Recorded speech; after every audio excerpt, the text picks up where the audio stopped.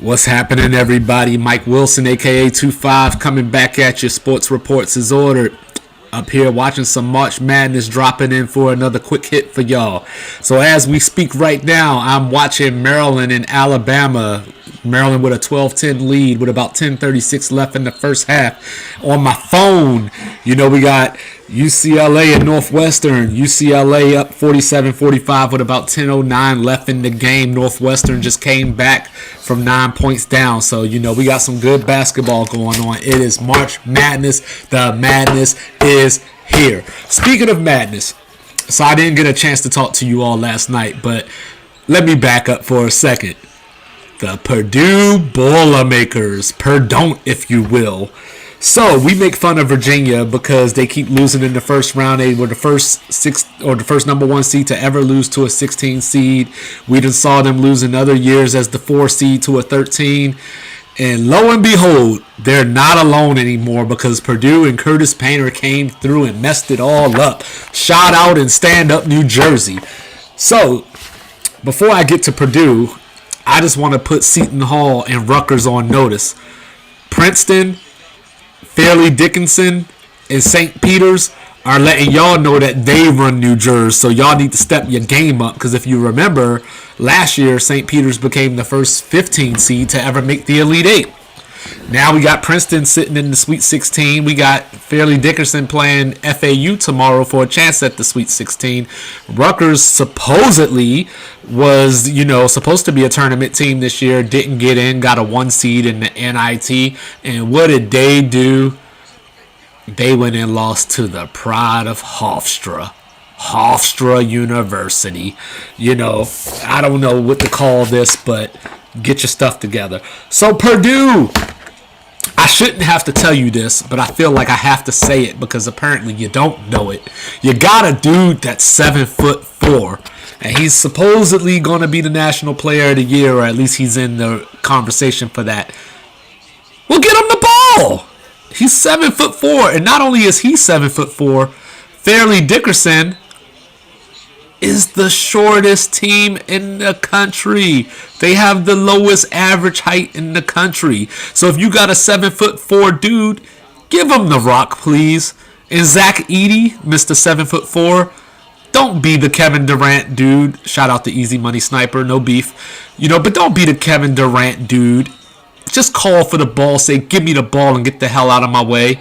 Don't let these little freshmen guard that I warned everybody about. I told you not to pick Purdue to go very far in your bracket because of these freshman guards. Now, I didn't know they were going to go out this early, but I knew they weren't going to go very far. So with that being said, Purdue went on a 3-minute scoring drought that ended with 1 minute and 23 seconds left in the game. Now, mind you, this is the number 1 seed, and just 3 weeks ago, they were going to be the overall number 1 seed until they went 4-4, as I told you, to close out the season before the Big Ten tournament. So I mean, some of us saw this coming, but FDU, once they went up 1 point with 3:07 left, it started getting real dire because I shouldn't have to tell anybody. The later you get in the game, the later you let these teams hang around, the more confidence they get. Shout out to Alabama because Maryland's up 14-13 right now, 8:50 left. So these next 4 to 5 minutes are going to be crucial. If Alabama can't put the hammer down, Maryland's going to go into halftime feeling really confident, and that could be bad news. So we'll see what happens. Sean Moore. Big ups to Sean Moore. He scored the last 9 points for Fairleigh Dickinson last night. So here we are, setting it up for tomorrow. FDU, FAU. The winner gets to the Sweet 16, and if you're Tennessee, you're probably smiling a little bit. We'll get to them later, but you're probably smiling a little bit because Tennessee's waiting on the winner of that game in the Sweet 16.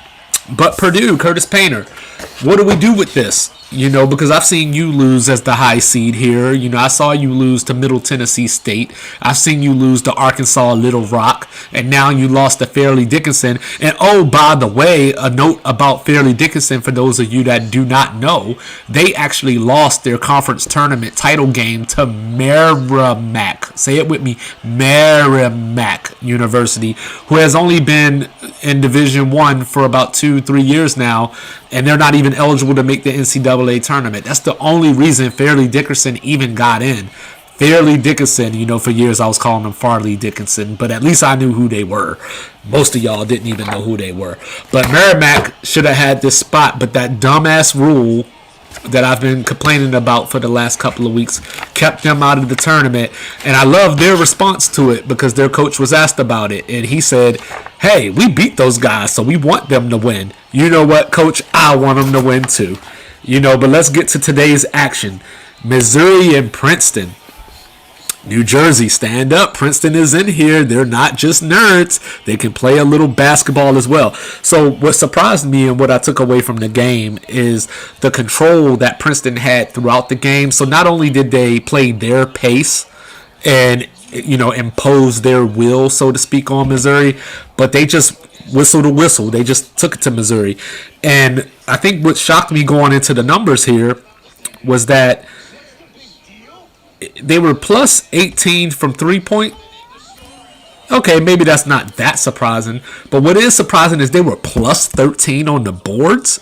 Missouri, what are you doing? I just talked about Demoy Hodge and Kobe Brown, in the last quick hits about how they scored 28 of Missouri's 41 second half points in their previous game against Utah State. Well, how did they do today? They went a combined 2 for 9 in the first half and finished the game combined 6 for 19 for 14 points. This game was never in question. So congratulations, Princeton. Welcome to the Sweet 16. Hope you stay around a little bit longer. Kansas and Arkansas. Did you wake up thinking that we were going to see 2 1 seeds go down the first weekend in consecutive days? Because I didn't, but I did forewarn you. I said that if Bill Self wasn't on the sideline, Kansas might be in trouble. Now, with that being said, up until about the 5-minute mark left in this game, Arkansas tried every conceivable way to lose this game. They were getting called for basket interferences. They had Kansas in the bonus with 9 minutes left in the game. They were taking these crazy shots that only Kobe Bryant, rest in peace, should be taking. Every shot that they took was a tough shot for no reason. They made this game way harder than it had to be. But shout out to Kevin McCallum, from Kansas, and Jalen Wilson, because they had games as well. But Kansas, do me a favor. If you want to repeat as national champions, make the front end of your 1-1. They missed 2 front ends of their 1-1s, and that allowed Arkansas to steal a little bit of momentum. Arkansas scored the first point of the game. Kansas scored the next 13. Arkansas didn't have a lead again until there was about 10 minutes and 30 seconds left in the second half. So that just goes to show you, Arkansas started 1 for 12 from 3-point range. But then Devo Davis came. Devo Davis. He was knocking them out. Not Gervonta Davis, Devontae Davis. He came through with 25 points, 21 in the second half before he fouled out. And then Kansas just couldn't get it done in the end. Nick Smith, I brought him up the other day. Out of all the stuff that I told y'all the other day, this was probably the one that I got wrong because he was ineffective. He got benched. That ain't good for the NBA stock, but I think he'll be all right. But, Arkansas came. They didn't give up. They didn't quit. This is what you want to see. You get down early and you don't hang your heads. You just keep chipping away. You're down 10 points. You're not going to take the lead with one shot. So you just have to play consistent over the course of a few minutes to put yourself in position to be able to take that lead. But Kansas, I would say you ought to be ashamed of yourself because you're the defending national champion, but you didn't have your coach on the sideline. Hope he's getting better with the stent in his heart. So Bill Self, look forward to seeing you on the sidelines next year, but it just wasn't to be tonight. Norm Roberts had the guys ready, so I don't want to do that thing where just because Bill Self wasn't there, they weren't ready because they obviously played a great game for holding the lead as long as they did. They just couldn't finish it off when they needed to. So, Ricky Council missed the free throw, got the rebound, and got fouled again, and then he went to the line and hit both of them. And KU missed 7 free throws overall, but they couldn't miss the one they were intentionally trying to miss. That one got banked in. So, Kansas has gone home. So we are guaranteed to have a new national champion at the end of this tournament. So that is exciting. Quick note, we got Maryland just scored, so the score is now 16-15 with 6:57 left. See, Bama's playing with their food. I just gave them credit the other day for not playing with their food, and here they are. UCLA's up 53-50 on Northwestern with about 6:26 left in that game. So, is this the game where the Jalen Clark injury is going to come back to bite UCLA? Because they had a double-digit lead and Northwestern chipped away. So we'll see how this game finishes up. Which brings me to Duke and Tennessee. Welcome to the Sweet 16, and your reward is a game against the Florida Atlantic Fairleigh Dickinson winner, so you got to be licking your chops just a little bit. Now, before I even get started on this game, I have to say, flopping has taken over basketball. It's a pandemic. It's an epidemic. Whichever word you want to use, that's what it is. Both of these teams, Duke and Tennessee, were disgusting. They were disgusting. Falling all over the floor, flailing, throwing their arms up in the air.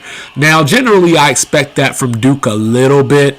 But Tennessee is supposed to be the team that's a man's man. They're that old school Bob Huggins, Cincinnati Bearcat, that old school John Chaney Temple. But what I'm afraid of is later down the road in this tournament, they're going to run into some referees that aren't going to allow them to beat up their opponent. Because Duke did get beat up now. They were flopping, but Duke did get beat up. But bench points was the difference in this game. One of the differences in this game, because Tennessee had 15 and Duke had 2. Olivier Kamoa, I think I said that right, Kamoa. He had himself a game to the tune of a career high 27 points. So he left his mark on this game. He left his mark on the Dew Devils, and John Shire's first year, unfortunately for them, ends on this kind of note because a lot of people had them going to the Final Four. And what did 2-5 say? 2-5 said Duke is getting too much hype. See, that's why I got the name 2-5, because I was the one going against the grain. They got way too much hype. Shout out to TCU. We'll see how they do against Gonzaga tomorrow. Duke with 11 turnovers, Tennessee with 5. Jeremy Roach. I love Jeremy Roach. He ended up with 4 fouls. Should have fouled out, but they didn't call the 5th foul. But, so as I was looking to this, I was having a couple of conversations in my group chats, and everybody just keeps saying, the luck. You just never know what's going to happen in March Madness. Tennessee is the perfect example of that because they finished the season 6-7 in their last 13 games. And here they are in the Sweet 16, took out Duke, who won the ACC champion. So for all of you, including myself, who think that we are experts, we are not. It just depends on which team shows up on a given day. And today was Tennessee's day. So that's Olivier Kamoa. Furman in San Diego State. So this is where I wasn't an expert, right? Because the other night I said, hey, there's no way Furman's going to shoot this bad at 2 games in a row. And you know what Furman did? They shot even worse than they did the first time. So they shot 16 for 50. Including 6 for 26 from 3-point range. So for you mathematicians out there, I did the math. That would be 32% and 23% respectively. San Diego State, on the other hand, shot 50%. And I'm going to tell you right now, if San Diego State is shooting 50%, they're going to be a tough out, including Alabama if they get their stuff together. Going into the commercial break, they're up 21-17 right now. UCLA with a 3-point lead with 3:45 left. But Furman, don't hang your head. A lot of people didn't expect you to beat Virginia. I picked you, but a lot of people didn't expect you to beat Virginia. South Carolina, stand up. Y'all got some good teams down there. Hopefully the Gamecocks can come to the party next year. Houston and Auburn. Now, this was the one, right? This was the one because I got Houston in the Final Four, losing to Gonzaga. But, woo, I'm trying to tell you, at halftime, I was one nervous little dude because I was sitting there and they were down by 10. And you look up and you realize they were playing in Birmingham, and then you realize they were playing Auburn, which I still don't understand how a non-seed got this kind of home court advantage or whatever the case may be. But that's neither here nor there. They weren't good enough to pull it off. Because Houston is the better team, it just took Houston a long-ass time to figure that out. Too long, if you ask me. But, the name of the game is win and move on. So now Houston is waiting for the winner of Miami and Indiana tomorrow, so we'll see how that goes. I had to look at my bracket real quick. But, Houston was down 10 at the half. I was a little nervous. Not because Auburn was doing anything special, but Houston's style of play, sort of like Tennessee, it lends you to these lulls and these scoring droughts, but you hang your hat on the defense. But Auburn was taking it to them. I think the crowd, had a little bit to do with that. Auburn was feeling themselves. They were at home, basically. So I think they just thought this was their game to win. So how does Houston respond? They responded like a champion. They came out at halftime on a 15-5 run in the first 8 minutes. Then I looked up. Auburn was in the double bonus with 9:15 left in the game. But there's only one problem. So Auburn in this game shot 36 free throws. If I would have told you that yesterday, that Auburn was going to get 36 free throws, you would have told me that they were going to run Houston off the court. One problem.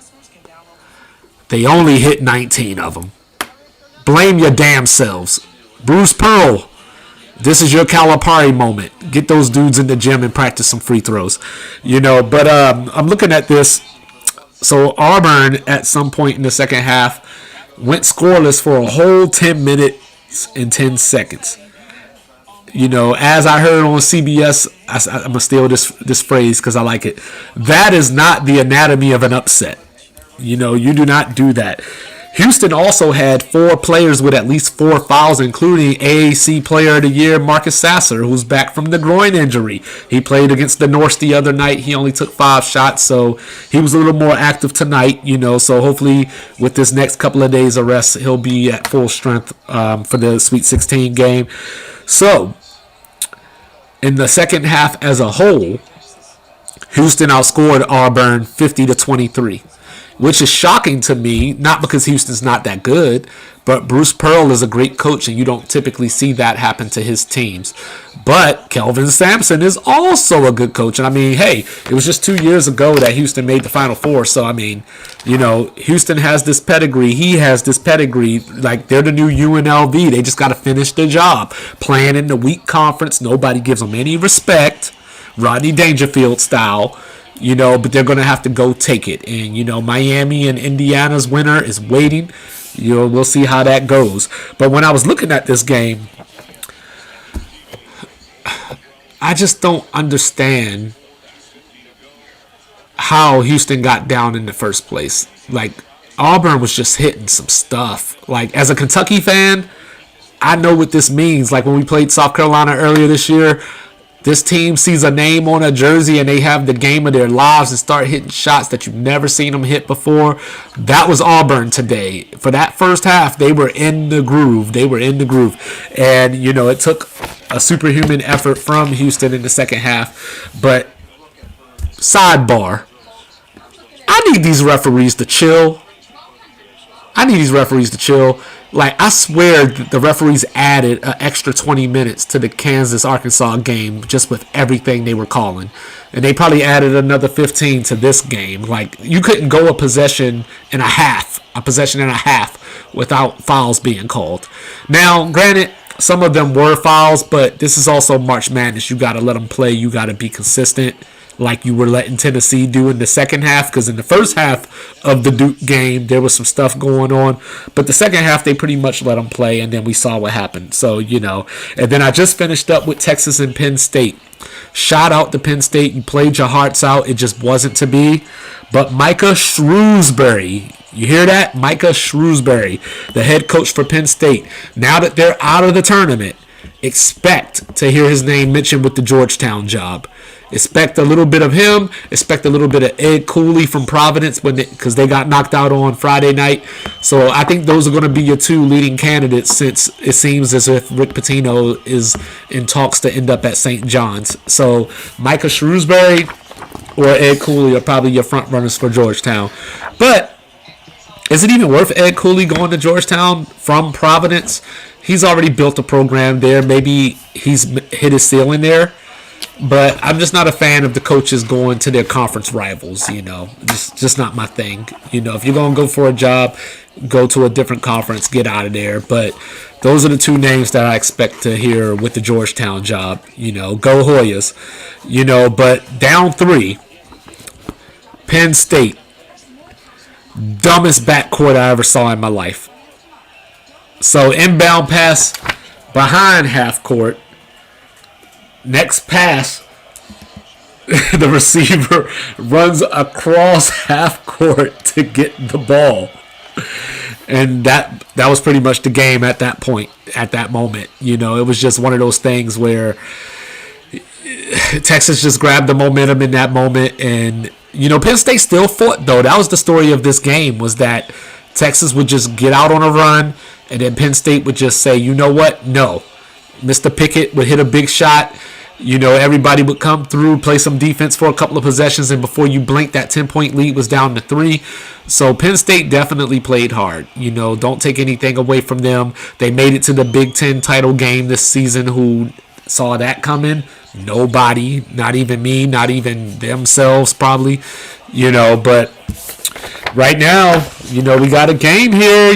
We got a game. We're down to the last 2 minutes. UCLA just got a block on Northwestern, 59-56, with 1:56 left and counting. Tiger Campbell, the pass. UCLA for 3. Bang! 62-56 now. So 1:48 left.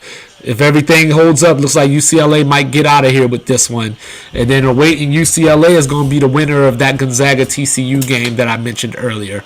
So TCU on Friday night. I talked about how overhyped they were, and they almost blew that game to the Sun Devils. So, some of these teams, like, they have coaches, and, when I'm picking my bracket, if I don't do anything else, I try to look at the coaches.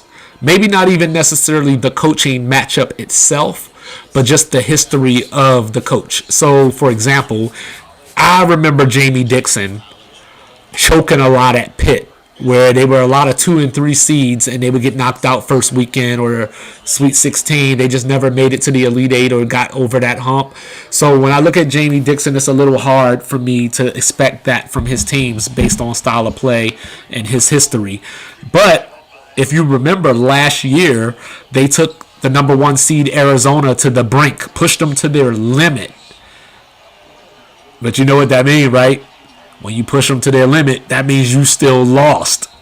So, so he came into this year, everybody was on the TCU train. They went into Fog Allen, and they put something on the Jayhawks. I'm talking about they had a word in their mouth that day.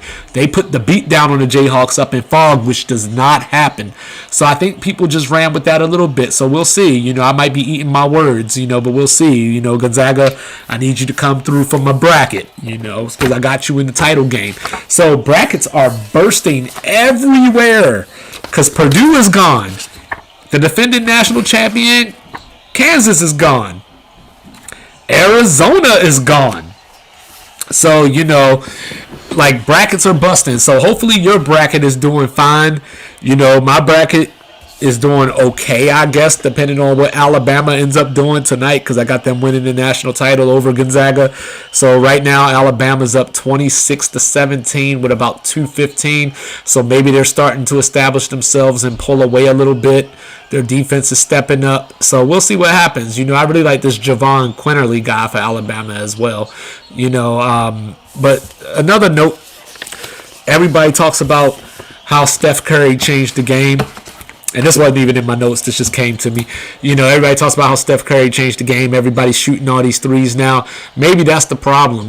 Missouri, maybe, take advantage of Princeton a little bit. Maybe Purdue take advantage of Fairleigh Dickinson a little bit. I understand that the three-point shot opens up everything else, but if it's not falling, it's not falling, and you got to do something. I remember watching Houston, the Rockets, missed 27 straight threes in a Game 7 where they could have eliminated Golden State. Just, take it to the hole, draw some fouls. All right, Northwestern's in the post. Turnaround jumper, no. Tiger Campbell with the rebound. He's pulling it down. 40 seconds left. UCLA is down 4. I'll stick with you through the end of this game. So here we go. Northwestern's in a position where they have to foul now. And if it ends here, same thing. Chris Collins, shout out. Your university came out of nowhere to make it this far and to be a threat to get to the NCAA tournament. And wouldn't you know it, my Wi-Fi just went out on my phone right there as I was trying to give you the commentary. Ain't that something? But, all right, we're back. So, here we go. UCLA up 4 with 36.9 left, inbounding the ball. So Alabama's up here, 1:35 left into the half with a 9-point lead. So these are the last 2 games of the night, y'all, before we get ready for tomorrow. Inbound to Tiger Campbell. All right, he's fouled right away. So speaking of tomorrow, I mentioned it a couple of times, Indiana, Miami. That should be a great game. I'm leaning Miami right now. I expect Trace Jackson Davis to have a big game for Indiana. But, I think Miami, Isaiah Wong, I think he has something for them. Then we got Xavier and Pitt. Pitt took up my Sweet 16 pick, Iowa State. I like Xavier in that game. Just going off of the coaching matchup. Jeff Capel's done a good job this year for Pitt, but Sean Miller is a great coach. So just going off of the coaching matchup, I think I'm going to go with Xavier right there. Then we got UConn and St. Mary's. So UConn, remember what I said, right? Every time we get hyped about UConn, they lose. But not this time. I think they beat St. Mary's this time, so we'll see what happens. Gonzaga, TCU, you already know how I feel about that. Coming to the other side of the bracket, we got Creighton and Baylor, so I need Creighton to win this game because they're in my Sweet 16. I think they do. Baylor started out a little shaky against Santa Barbara. Santa Barbara's a good team, though. Creighton went down to the wire against NC State, who I didn't think deserved to be in the tournament. So that gives me a little cause to pause, if you will. But I'm going to stick with Creighton, stick with my bracket. Then, I'm looking around. Then we got FAU and FDU. So great story, FDU, but I think it's over now. Cinderella slipper didn't fit this time, so I think the Owls are going to come out with the victory there and go play Tennessee. All right, Northwestern's coming up the court to the basket, under the hoop, spin move, hook shot. Oh, he got the bounce, 64-60 with 23.3, and we have a timeout on the floor. 26-21, Alabama over Maryland, 37.9 left in the first half. All right, back to the bracket. Then we got the main event. Well, at least for me, the main event. Kentucky against Kansas State. Now, I done heard UK State players talking a lot of trash. I heard one particular person say, I'm not worried about Kentucky outside of Oscar, because they were asked about Kentucky's defense. He said, I'm not worried about Kentucky outside of Oscar. Now, I'm the type of dude that doesn't think that bulletin board material is a thing. Like, it can get you amped up, but that only lasts for so long. You still have to execute. But, what I do know is these dudes got to be seeing that, and they got to be licking their chops to get some of K-State now. I think K-State is still good enough to beat Kentucky, but I'm hoping I see something a little different because I just don't see how Kentucky's going to stop that backcourt. Oscar Tshiebwe is going to be the only way, to agree with Kansas State. He only had 8 points the other night against Providence, but he did have 24 rebounds. And if you can get me 24 rebounds, unfortunately, that means we were missing a lot of shots, but that means that you can control the ball, you can control the glass. So if Kentucky can control the glass, if Kentucky can minimalize Noel, they have a chance to win this game, But for right now, I'm sticking with K-State because, I had K-State all the way out to the Final Four. So if Kentucky does win that game tomorrow, then my bracket is busted. So, all these games are just so exciting. Like I said the other day when I was talking to Raph, if you're going to be wrong during March Madness, because you just get caught up in the moment. You love to see the stories. It plays out. It's my favorite time of the year. Oh no, we got an injured player down on the ground for UCLA. I didn't see it, so I'm trying to see who this is. But, you want to be wrong during March Madness because, like, when you were wrong about Purdue, you got to witness history. Now Virginia's not alone as the sole number 1 seed to lose to a 16 seed. So, yeah, we got a player down. I can't see him right now as the coach is on top of him. But there's still 20.3 seconds left. UCLA waiting to pull this out and get to the next round. Survive and advance. Crowd's not looking good. But I want to know. Hit me up on YouTube. Hit us up at sportsreport@gmail.com, ao@gmail.com. The website is launched, srao23.com. We want to know your thoughts. I want to know how your bracket is doing. I want to know what you think of the bracket. So we got a commercial now. So, we'll see what happens here. But, I want to know what's going on in your bracket. So in my bracket right now, I got Alabama against San Diego State. So San Diego State's already in the Sweet 16. So I got that matchup. I had Arizona against Creighton. So Arizona's gone and we're waiting to see what Creighton does. I had Purdue against Duke. So both of them are gone. So that Sweet 16 matchup is out of here. I had USC upsetting Michigan State and Marquette, so that didn't happen. So I got K-State left, and that's my Final Four pick from the East region. Then I look over at the Midwest. I had Drake beating Miami, so that didn't happen. I had Houston against Drake, but that didn't happen. So I still got Houston and Utah alive. I'm sorry, Texas, UT. I have Houston and Texas alive, so in my Elite Eight, with the right to go to the Final Four, which just happens to be in Houston. So I need that game. I need Houston and Texas because they're going to be scratching and clawing to play the Final Four in front of the local fans. But I have that matchup still alive. Then, in the West, which I referred to as the region of death. Well, we got the death, y'all. Kansas is gone. I had Kansas out to the Elite Eight, losing to Gonzaga. So UConn, this is your shot now. UConn can get in that game and play Arkansas, and we'll see what happens. But remember, Arkansas has made 2 straight Elite Eights. So, this is their 3rd straight Sweet 16 with a chance to make their 3rd straight Elite Eight. So, Arkansas is not going to be a pushover, but UConn, you got to get there first. So, what I hope we don't end up with, for America's sake, is another St. Mary's Gonzaga game. It'll be a good game, but I'm sure America doesn't want to see that because America loves Cinderella until Cinderella has a chance to win the title. We're all good with opening weekend. We're all good with Fairleigh Dickinson beating Purdue because it was history, but you don't want to see Fairleigh Dickinson in the Final Four. I was here for George Mason. I was here for VCU. You can't lie to me, but that's a lot further than college football gets. College football doesn't want Cincinnati or teams like that anywhere near it. So, all right. So, UCLA 66-60 with 20.3 seconds left. So we're getting down here. Northwestern is going over some strategy right now. Alabama got the lead at halftime. Brandon Miller with 9 points on 3 of 8 shooting. He had a quiet game 1.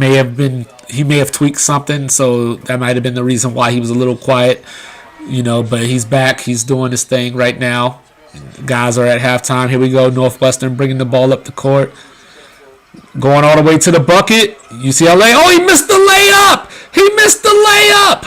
And there you go. Tiger Campbell going back to the free throw line. That man's been living there tonight. Oh, no. The city of Evanston. The city of Chicago. Oh. All right. Oh, well. Tiger Campbell's going to the free throw line. 6-point game with 11.7 left. If he knocks these down, it's pretty much over. So here we go. First free throw. He's an 84% shooter. 10 for 10 for tonight. 11 for 11 now. As I told you, he's living at the free throw line tonight. All right, so he's got one more shot. 7-point lead now. All right, he's got some cool hair too, don't he? All right, here we go. Second free throw is up. Second free throw is good. 68-60 with 11.7 left. So UCLA don't foul. Northwestern, here goes Bowie for three. And wouldn't you know, they fouled him on the three-pointer.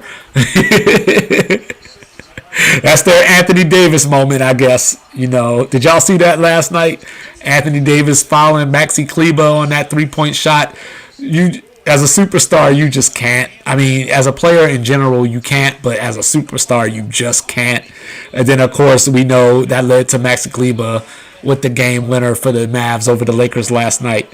All right, so Bowie's at the free throw line. All right, first one is in. 68-61 with 7.2 left. All right, here we go. Second free throw is in. All right, one more because he got fouled on the three-point attempt. Mick Cronin calling out some instructions. I'm sure he's beside himself on the inside after that dumb, egregious foul. Northwestern fans praying.